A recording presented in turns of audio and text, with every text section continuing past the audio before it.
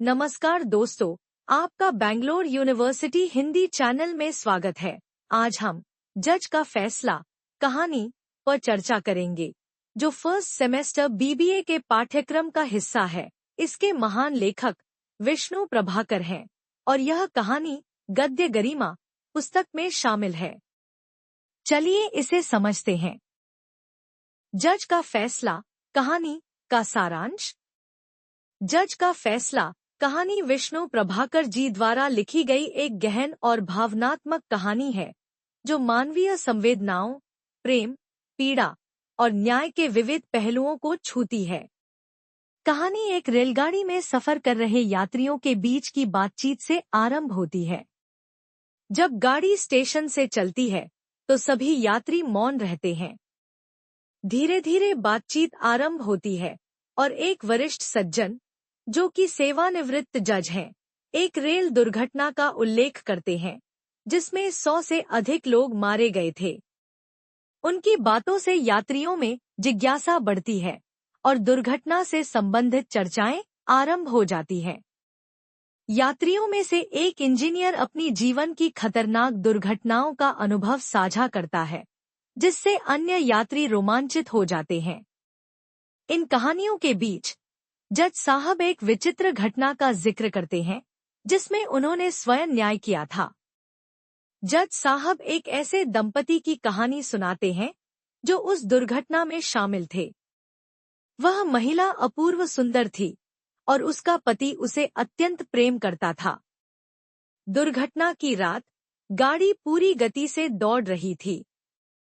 दंपति प्रेमालाप में मग्न थे। अचानक एक भयंकर झटका लगता है और गाड़ी पटरी से उतर जाती है। दुर्घटना में 100 से अधिक लोगों की मृत्यु हो जाती है, परंतु वह दंपति बच जाता है। हालांकि महिला गंभीर रूप से घायल हो जाती है। उसका एक पैर काट दिया जाता है, एक आंख चली जाती है और उसका चेहरा विकृत हो जाता है। महिला का पति, जो स्वयं भी घायल था, सबसे पहले अपनी पत्नी को देखने की जिद करता है। जब उसे पत्नी की स्थिति के बारे में पता चलता है, तो वह टूट जाता है। डॉक्टरों ने उसे समझाया कि उसकी पत्नी जीवित रहेगी, लेकिन उसकी स्थिति सामान्य नहीं होगी। वह इस सच्चाई को स्वीकार नहीं कर पाता। कुछ समय बाद पति को अपनी पत्नी से मिलने की अनुमति दी जाती है। वह हिम्मत करके अपनी पत्नी के पास जाता है। पत्नी उसकी उपस्थिति से अनजान रहती है, क्योंकि उसकी आंखें पट्टी से ढकी थी। पति अपनी भावनाओं को नियंत्रित करने की कोशिश करता है, लेकिन अंततः वह अपनी पत्नी के गले को अपने हाथों से दबा देता है और उसकी जान ले लेता है। घटना के बाद वह शांत होकर स्वयं को अधिकारियों के सामने समर्पित कर देता है।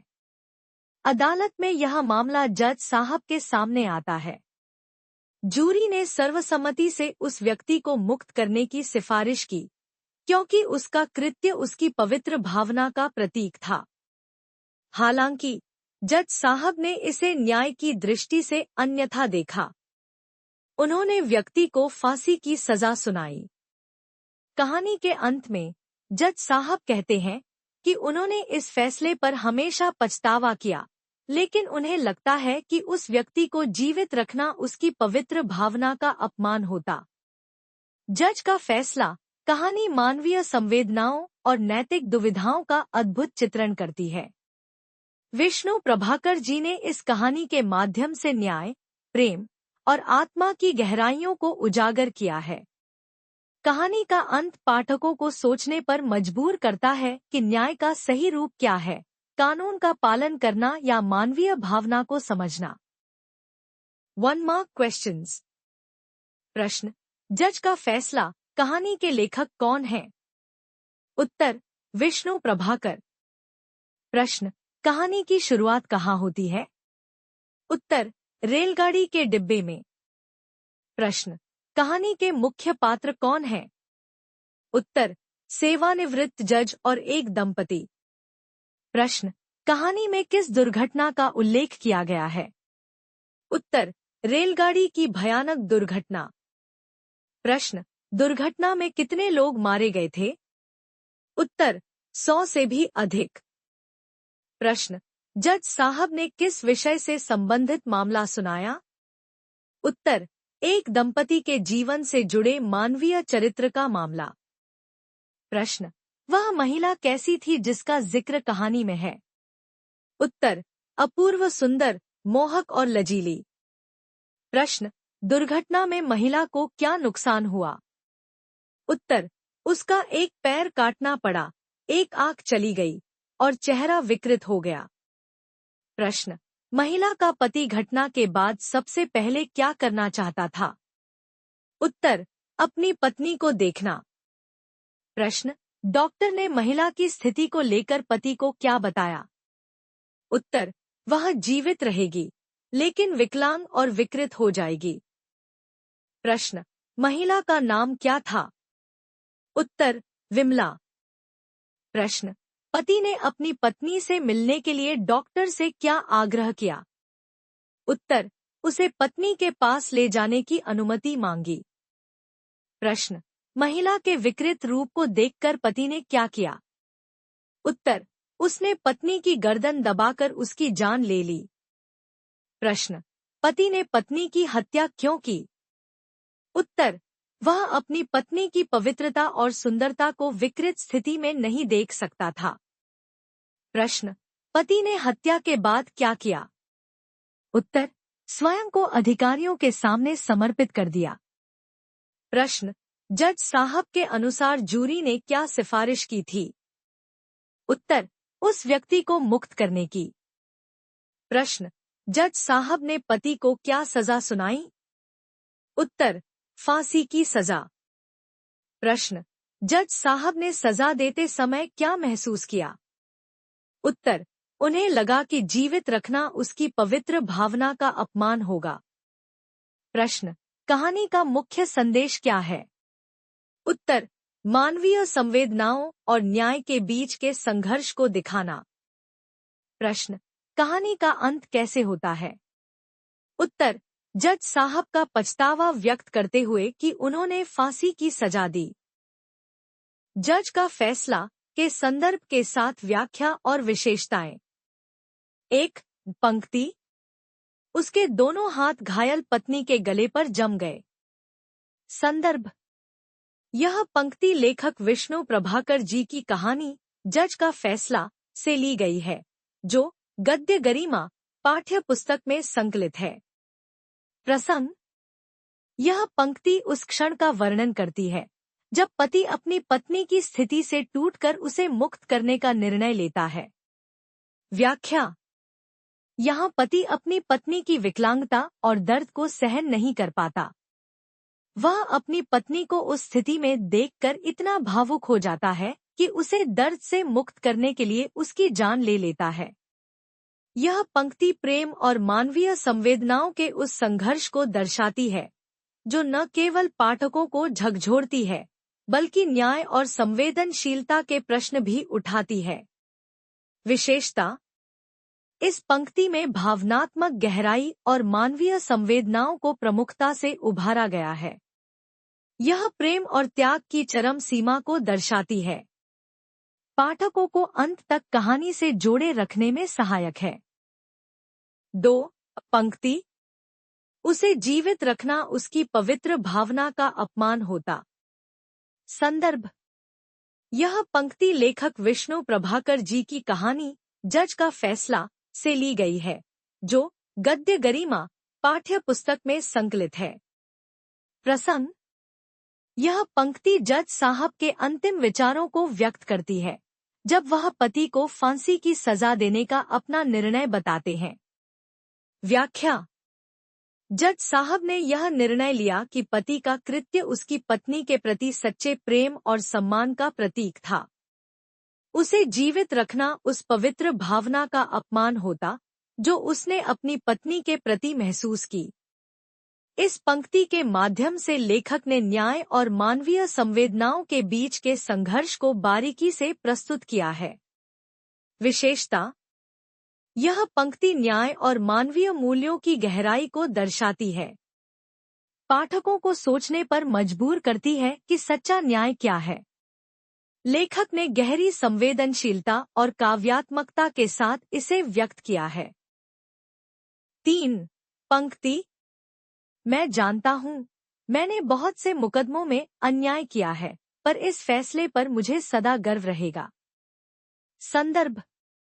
यह पंक्ति लेखक विष्णु प्रभाकर जी की कहानी जज का फैसला से ली गई है, जो गद्य गरिमा पाठ्य पुस्तक में संकलित है।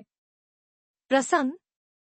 यह पंक्ति जज साहब की अंतिम बातों को दर्शाती है, जब वह कहानी के अंत में अपना निर्णय और उसके पीछे का तर्क बताते हैं। व्याख्या। यहाँ जज साहब अपने निर्णय पर गर्व करते हैं, क्योंकि उन्होंने उसे न्याय की दृष्टि से देखा, न कि जूरी की सिफारिशों के आधार पर। उन्होंने मानवीय भावना और न्याय के बीच संतुलन बनाते हुए निर्णय लिया। यह पंक्ति दर्शाती है कि न्याय की प्रक्रिया कितनी कठिन और संवेदनशील हो सकती है। विशेषता। यह पंक्ति न्याय की गहन समझ को व्यक्त करती है, पाठकों को सोचने और आत्ममंथन करने का अवसर देती है, कहानी के भावनात्मक और नैतिक मूल्यों को समेटती है। जज का फैसला। टिप्पणी। 1 मानवीय संवेदनाओं का गहन चित्रण। विष्णु प्रभाकर जी ने जज का फैसला कहानी में मानवीय संवेदनाओं की गहराई को अत्यंत मार्मिक ढंग से प्रस्तुत किया है। कहानी के केंद्र में पति पत्नी का संबंध है, जिसमें प्रेम, त्याग और वेदना के विभिन्न पहलुओं को दिखाया गया है। दुर्घटना के बाद पत्नी की विकृत अवस्था को देखकर पति की मनोदशा पाठकों को झकझोर देती है। पति अपनी पत्नी के प्रति इतना प्रेम करता है कि वह उसकी पीड़ा को सहन नहीं कर पाता और उसे मुक्ति देने का कठोर निर्णय लेता है। यह निर्णय मानवीय संवेदनाओं और प्रेम की चरम सीमा को व्यक्त करता है। कहानी यह संदेश देती है कि सच्चे प्रेम में न केवल सुख साझा होता है, बल्कि पीड़ा और कष्ट भी। 2 न्याय और मानवीयता के बीच का संघर्ष। इस कहानी का सबसे महत्वपूर्ण पहलू न्याय और मानवीयता के बीच का संघर्ष है। जूरी ने सर्वसम्मति से पति को मुक्त करने की सिफारिश की, क्योंकि उसका कृत्य उसकी पत्नी के प्रति सच्चे प्रेम का प्रतीक था।